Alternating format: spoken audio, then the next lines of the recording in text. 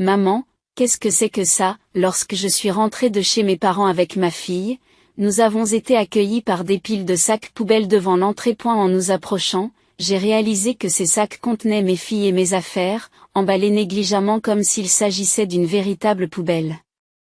Confus, je me suis exclamé. Qu'est-ce que c'est que ça? Pourquoi cela arrive-t-il? Ma fille, en larmes, a sorti son animal en peluche bien-aimé de l'un des sacs et l'a serré très fort dans ses bras. Frustrée, je me suis dirigée vers l'entrée, pour constater que les serrures avaient été changées pendant notre absence. Il était évident que ma belle-mère et ma belle-sœur étaient derrière tout cela. J'ai sonné à la porte et frappé plusieurs fois, mais je n'ai pas obtenu de réponse. Qu'est-ce que c'est que ça? N'est-ce pas terrible? Murmurai-je. En y regardant de plus près, l'un des sacs poubelles portait une note qui disait « Les parasites disparaissent, ne reviennent jamais ». Une vague de colère est montée en moi et je n'ai pas pu m'empêcher d'exprimer ma frustration à voix haute. « Les vrais parasites, c'est vous », ai-je marmonné. C'était le pire traitement que j'avais reçu de ma belle famille en 15 ans. Non seulement moi, mais aussi ma fille, c'était insupportable. Mes patients s'épuisaient, bouillaient de colère. J'ai chargé nos affaires dans la voiture et nous sommes retournés chez mes parents. Je ne reviendrai plus jamais dans cette maison, ai-je déclaré. J'ai hâte de voir ce qui arrive aux parasites quand leur hôte n'est plus là. Je m'appelle Sarah. J'ai actuellement 43 ans. Je vis avec mon mari et sa fille, ainsi qu'avec la mère et la sœur de mon mari. Je ne peux pas dire que nous vivons heureux. Le problème vient de ma belle-mère et de ma belle-sœur Diane. Elle me déteste et m'ignore depuis plus de 10 ans. Au fur et à mesure que ma fille, Tracy, grandissait, cela me dérangeait de moins en moins. Je travaille principalement comme consultant personnel. J'ai commencé comme voyante, mais lorsque mon blog est devenu populaire, j'ai commencé à recevoir plus de consultations sur la façon d'attirer les clients, ce qui m'a amené à mon travail actuel. J'ai rencontré mon mari, Kent, par l'intermédiaire d'un ami qui me l'a présenté alors que je suivais une formation de cartomancienne. Je suis consul dans une société pharmaceutique et je fais également du marketing d'affiliation en tant qu'activité secondaire, qui commence enfin à prendre de l'ampleur. Kent m'a donné des conseils enthousiastes sur la manière d'attirer les clients lorsque je lui ai fait part de mes difficultés avec la cartomancie. Attiré par sa gentillesse, nous avons commencé à sortir ensemble et nous nous sommes mariés 1 an plus tard. À l'époque, nos revenus n'étaient pas très élevés, mais Kent m'a toujours soutenu. Je suis si heureuse d'avoir épousé Kent. C'est ce que je ressentais vraiment. J'ai commencé à vivre avec ma belle famille environ 1 an après mon mariage. Cela a commencé lorsque mon beau-père, qui était en bonne santé jusque-là, est décédé subitement. Ma belle-mère ne se sentait pas sûre de l'avenir et a demandé à mon mari de vivre avec nous. Nous avons accepté de vivre ensemble en échange de la prise en charge des tâches ménagères par ma belle-mère. Au début, ma belle-mère s'est réjouie de notre cohabitation et était heureuse. J'espérais que nous nous entendrions bien, mais je me trompais. 2 mois plus tard, elle a commencé à m'ignorer complètement, peut-être mécontente que je ne l'aide pas dans les tâches ménagères. Bientôt, ma belle-sœur, Diane, a également commencé à m'ignorer. Cela ne me dérangeait pas d'être ignorée, mais l'aspect le plus difficile avec ma belle-mère était sa tendance à impliquer d'autres personnes. Non seulement Diane, ma belle-sœur, en a entendu parler, mais même les voisins et la famille ont été informés que ma belle-fille reste à la maison, mais dit qu'elle travaille, me laissant faire toutes les tâches ménagères. Et si je dis quoi que ce soit, elle me répond au centuple, alors je l'ignore. Pour ne rien arranger, ma belle-mère suggérait aux autres, vous feriez mieux de ne pas lui parler non plus. Ce serait gênant. En conséquence, les gens autour de la maison des beaux-parents ont commencé à ne me donner que des réponses tièdes à mes salutations. Je me suis sentie isolée et c'est devenu très difficile. Malgré mes appels à cesser de répandre des rumeurs étranges, mes paroles ont été complètement ignorées. Bien que l'attitude de ma belle-mère se soit légèrement adoucie à la naissance de ma fille, Tracy, 2 ans après le début de notre cohabitation, sa position générale à mon égard n'a guère changé. Cependant, elle aimait beaucoup Tracy, et le fait qu'elle l'aide à s'occuper des tâches ménagères et de la garde des enfants a été un grand soulagement lorsque mon travail est devenu plus prenant. Même époque, l'activité secondaire de mon mari Kent a commencé à connaître des difficultés et il semblait incapable de s'adapter à l'évolution du marché du marketing d'affiliation. Il m'a demandé, Sarah, peux-tu augmenter un peu ta contribution aux dépenses mensuelles? J'ai accepté, en précisant que mes consultations augmentaient.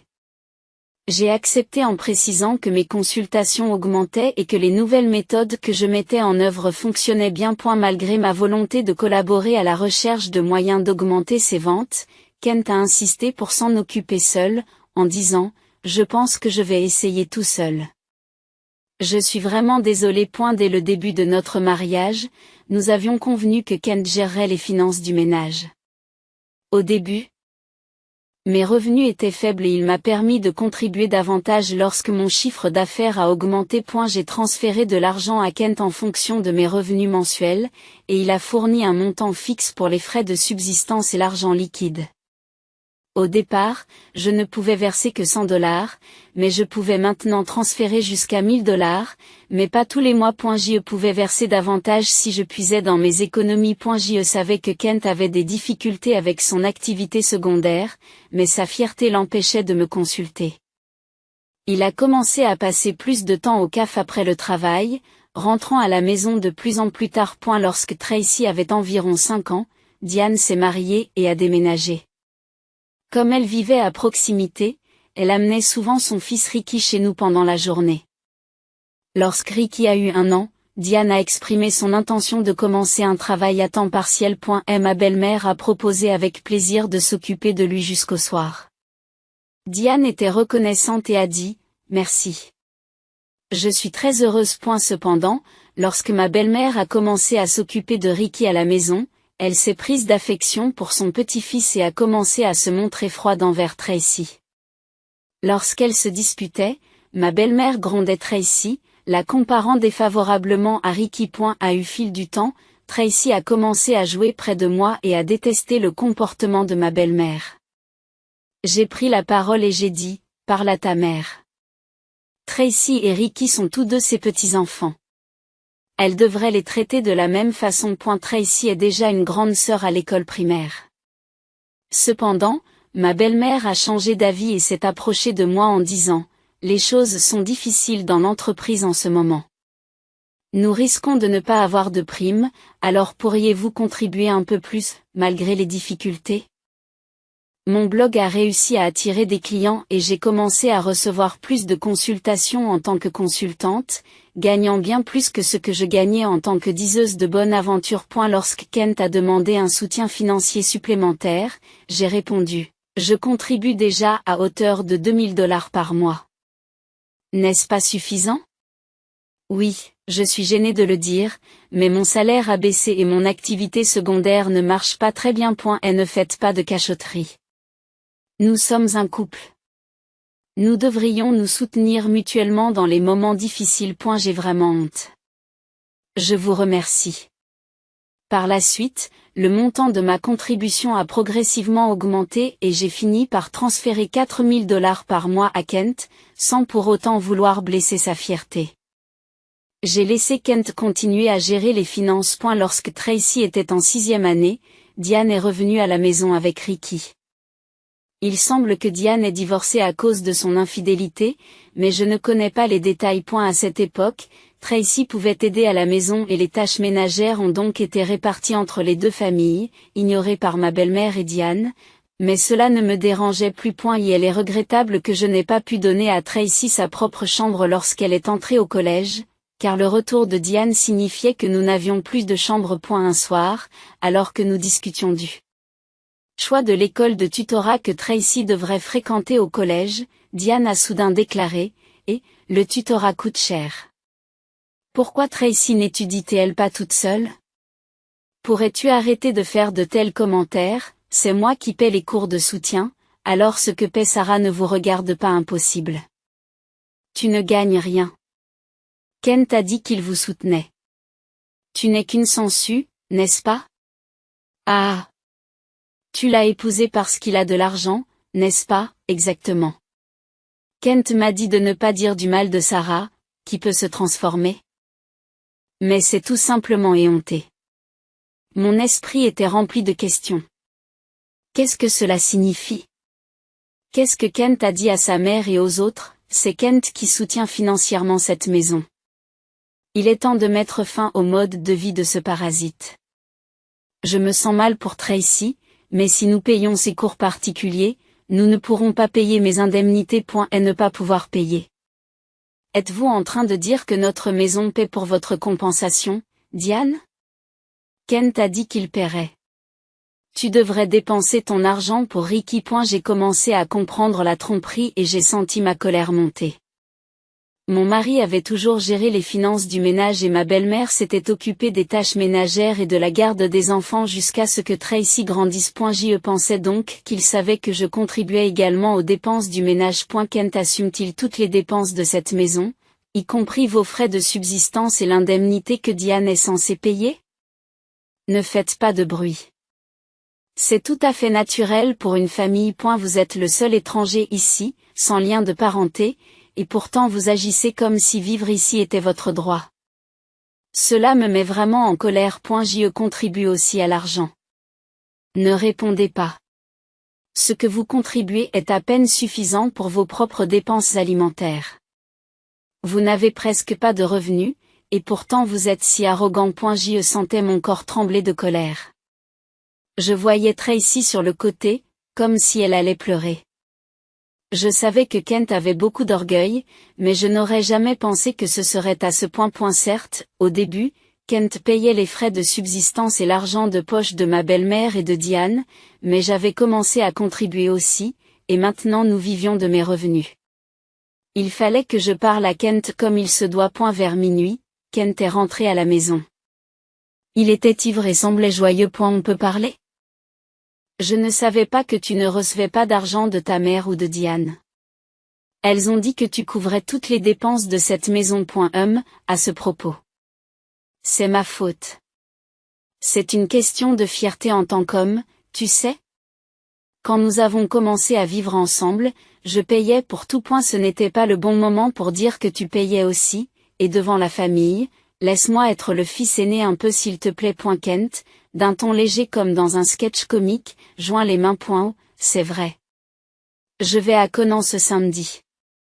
Je serai absent pendant une semaine. Tu t'en occupes, Conan? Pourquoi? J'ai été invité à un séminaire à Conan par un ami avec qui je fais un business parallèle. Je vais en faire un succès, alors encourage-moi, Sarah. Bon, je vais dormir. À demain. Mon mari s'est allongé sur le tapis, d'humeur joyeuse, et s'est mis à ronfler. Ma colère ne s'apaisait pas, mais ces derniers temps, avec Kent qui rentrait tard, nous n'avions pas beaucoup parlé, et je n'avais aucune idée de ce qui se passait. Je pensais qu'il plaisantait lorsqu'il était ivre, mais le week-end, Kent partait vraiment avec une grosse valise pendant son absence. J'avais la liberté d'utiliser la voiture, j'ai donc décidé de ramener Tracy chez mes parents. Le lendemain, un événement choquant nous attendait. Maman, qu'est-ce que c'est? Lorsque Tracy et moi sommes revenus de chez mes parents, il y avait des piles de sacs poubelles devant l'entrée. En y regardant de plus près, ces sacs contenaient mes affaires et celles de Tracy, emballées négligemment comme de vraies ordures. Qu'est-ce que c'est que ça? Qu'est-ce qui se passe? Je ne comprends pas. Tracy, en pleurs, a sorti sa peluche adorée du sac et l'a serrée dans ses bras, tandis que je me dirigeais furieusement vers l'entrée. 1. La serrure a changé, il semblait que les serrures avaient été changées pendant que nous étions sortis. Ce doit être l'œuvre de ma belle-mère et de ma belle-sœur. Diane. J'ai sonné à la porte et frappé plusieurs fois, mais personne n'est sorti. Qu'est-ce que c'est que ça? N'est-ce pas terrible? En y regardant de plus près, l'un des sacs poubelles portait une note disant « Les parasites disparaissent, ne reviennent jamais ». J'ai ressenti un élan de colère au fond de mon cœur. Les vrais parasites, c'est vous. Je n'ai pas pu m'empêcher de lâcher un juron. C'était le pire traitement que j'avais reçu de ma belle famille en 15 ans. Non seulement moi, mais aussi ma fille. J'ai fini par perdre patience face à une colère bouillonnante. J'ai chargé les bagages dans la voiture et nous sommes retournés chez mes parents. Je ne reviendrai plus jamais dans cette maison. Lorsque nous sommes rentrés chez mes parents, ils étaient choqués. Je ne leur avais pas parlé de l'ignorance de ma belle famille, des problèmes d'argent et, surtout, de leur attitude à l'égard de Tracy. Je ne voulais pas les inquiéter, ont dit mes parents. Il n'est pas nécessaire de retourner dans cette maison. Tu devrais leur demander une compensation. Ils ont pleuré de colère et m'ont dit de rester avec eux. Les mots de ma mère, tu as vraiment eu la vie dure, m'ont fait pleurer à mon tour. En réalité, j'avais fait de mon mieux pendant tout ce temps. Trop c'est trop. J'ai finalement décidé de faire face à mes sentiments pendant que je restais chez mes parents. J'ai contacté une amie qui m'avait présenté à Kent. Elle était en contact avec les amis de Kent qui travaillaient en parallèle. Tu vas bien? Je voudrais te demander quelque chose.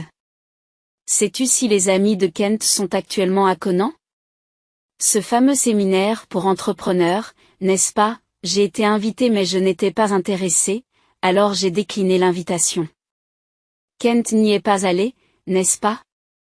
Oui, c'est vrai. Au fait, j'ai entendu dire que Kent avait quitté son emploi et qu'il dirigeait maintenant une entreprise avec sa femme. Vous devez être proches tous les deux. Ah, oui, c'est vrai. Nonchalamment. J'ai répondu et j'ai raccroché immédiatement. Après avoir appelé l'entreprise de Kent, j'ai constaté que ce que mon ami avait dit était vrai. À ma grande surprise, Kent avait quitté son emploi il y a 2 ans. Cela signifiait que depuis 2 ans, je payais presque tous les frais de subsistance de mes beaux-parents. En repensant à toutes ces années, je suis soudain tombé dans le vide. Une semaine plus tard, j'ai reçu un message décontracté de Kent me disant qu'il était de retour aux États-Unis. Il a dû apprendre la nouvelle dans son pays. M'attendant à un contact persistant de la part de Kent, j'ai engagé un détective pour enquêter sur lui. L'enquête a révélé que Kent, vêtu d'un costume le matin, passait ses après-midi à jouer et ses soirées chez une femme. J'ai donc demandé que l'on enquête également sur son infidélité. 3 semaines plus tard, Kent m'a appelé. Le jour de paie de son ancienne entreprise devait être proche et il paniquait. Sarah, je suis désolée de ne pas avoir pu te contacter. Je suis désolée pour ce que ma famille a fait. J'ai appris qu'il t'avait mis à la porte, et je me suis demandé pourquoi on en était arrivé là. Vraiment, as-tu dit la vérité à ta mère et à Diane? Kent changea rapidement de sujet et dit quelque chose d'incroyable. Quittons cette maison et vivons dans une nouvelle maison, juste tous les 3. Je couperai les ponts avec ceux qui te méprisent, Sarah. Je suis prêt à abandonner ma mère et Diane, alors s'il te plaît, reviens. Tu vas vraiment couper les ponts avec ta mère et Diane? Kent avait-il l'intention de se débarrasser facilement d'elle après les avoir rendues dépendantes de lui? J'étais déçu par Kent et ses actions égocentriques, alors je lui ai dit, je reviens pour l'instant, alors laissez la porte ouverte. Kent a semblé retardé par mon message. Quelques jours plus tard, je suis retourné chez mes beaux-parents avec Tracy. Kent, sa mère et Diane étaient là. Mais Ricky était introuvable. J'étais soulagé que Ricky n'ait pas à assister aux vilaines disputes des adultes. Lorsque Kent a fait quelques remarques, j'ai ignoré le couple mécontent et j'ai sorti un formulaire de divorce de mon sac. J'ai fait face à la surprise de Kent. J'ai appris que tu avais quitté ton travail sans m'en parler. Puisque nous sommes censés gérer une entreprise ensemble, cela signifie-t-il que les $4000 que j'ai transférés chaque mois étaient en fait ton salaire? Kent tente de s'excuser. Non, ce n'est pas ça. Je t'ai dit que l'entreprise avait des problèmes, n'est-ce pas? J'ai donc décidé de démissionner avant d'être licencié. Carly, j'ai entendu dire que vous aviez démissionné il y a 2 ans, n'est-ce pas? J'ai appelé votre entreprise, et elle n'est toujours pas en faillite. Kent, sais-tu? J'ai insisté. A eu fait, quel rôle jouez-vous dans la gestion de notre entreprise commune? Êtes-vous le comptable? Kent est devenu de plus en plus mal à l'aise et a commencé à transpirer. Kent subvient aux besoins de toute la famille, n'est-ce pas, mère? Il a quitté son emploi, son activité secondaire ne marche pas bien, et pourtant on ne sait pas d'où vient l'argent. Je m'en vais, mais continuez à recevoir le soutien financier de Kent. Les visages de ma belle-mère et de Diane sont devenus pâles et cendrés. Mais l'autre jour, au téléphone, vous pleuriez et vous suppliez de ne sauver que vous, en disant que vous alliez couper les ponts avec votre mère et votre sœur. Ah, mais ça n'arrivera pas. Je me débarrasse aussi de Kent. Qu'est-ce que tu veux dire? Je ne comprends pas. Kent n'est pas allé travailler. C'est un mensonge. Elle part en costume et Sarah subvient aux besoins du ménage. C'est vrai. Sarah paie tout depuis des années. Je suis au chômage maintenant et je n'ai pas d'activité annexe. Nous allons avoir une vie difficile parce que vous avez mis Sarah à la porte. Nous aurions pu avoir une vie facile sans travailler. Et si vous n'aviez rien fait d'inutile. Qu'est-ce que tu veux dire par là?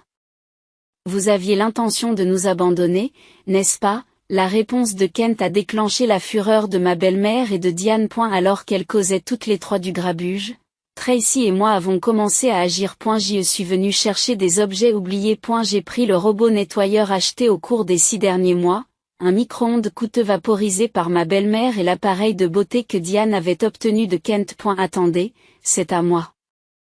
C'est à moi puisque je l'ai acheté avec mon argent, ou tu peux me le rembourser, ai-je affirmé fermement. Diane s'est tue à mes mots. Ensuite, j'ai cherché et rassemblé mes affaires dans leur chambre.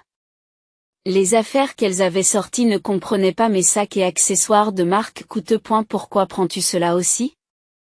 C'est à moi, a protesté Diane. J'ai ignoré leurs plaintes et leurs mots doux. Finalement, j'ai lâché une bombe sur Kent. J'ai oublié. J'ai l'intention de demander une compensation à votre maîtresse, Marie, aussi. Dites-lui qu'il ne sert à rien de s'enfuir. Quoi? Comment savez-vous pour elle? Je sais que vous êtes allé à Conan avec Marie récemment. C'est bien, non? Kent balbutie. C'est vrai.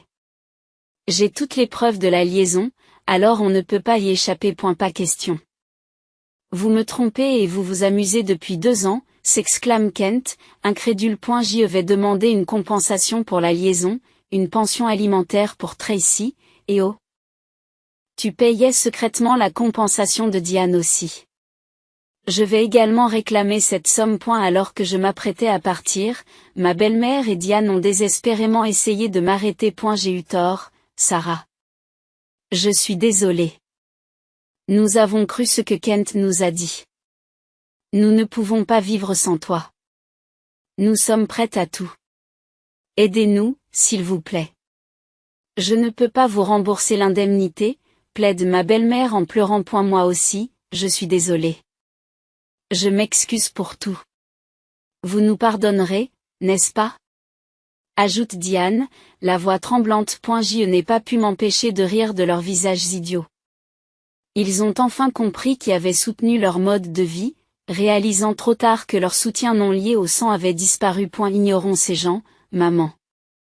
Rentrons à la maison, dis-je fermement. Oui, c'est vrai. Kent, tu auras bientôt des nouvelles de l'avocat. S'il te plaît, occupe-toi de ça. Laissant derrière nous un Kent dépité, nous sommes rentrés à la maison avec les objets que nous avions rassemblés. Plus tard, mon divorce avec Kent a été prononcé et j'ai demandé une compensation par l'intermédiaire d'un avocat. J'ai reçu de nombreuses excuses et demandes de réconciliation de la part de ma belle-mère et de Diane, mais je les ai toutes ignorées. Étonnamment, il restait encore un peu d'héritage du père de Kent. Le fait qu'ils aient vécu de mon argent sans utiliser le leur me mettait à nouveau en colère. Cependant, l'héritage n'était pas suffisant pour l'indemnisation, et en fin de compte, ils ont dû vendre la maison pour payer une somme forfaitaire. Naturellement, cette somme incluait l'indemnisation que j'avais versée pour Diane. Après la vente de la maison, je ne sais pas ce qu'est devenue la famille de Kent. J'espère que Kent pourra s'occuper de sa famille, mais en fin de compte, il choisira sa voie. J'ai également demandé une indemnisation à la maîtresse de Kent, ce qui m'a valu une révélation inattendue. Par l'intermédiaire de l'avocat, je l'ai informé que Kent était au chômage et que je subvenais aux besoins de la famille. Kent l'avait trompé en prétendant qu'il était un entrepreneur avec une entreprise florissante. Finalement, ils se sont séparés après une dispute. Tracy et moi avons déménagé dans un appartement et j'ai pu lui donner la chambre qu'elle désirait. Je ne pense pas que mes 15 années aient été gâchées, mais je me demande parfois si j'aurais dû prendre une décision lorsque j'ai commencé à être ignorée. Aujourd'hui, je suis heureuse que ma maison soit un endroit paisible.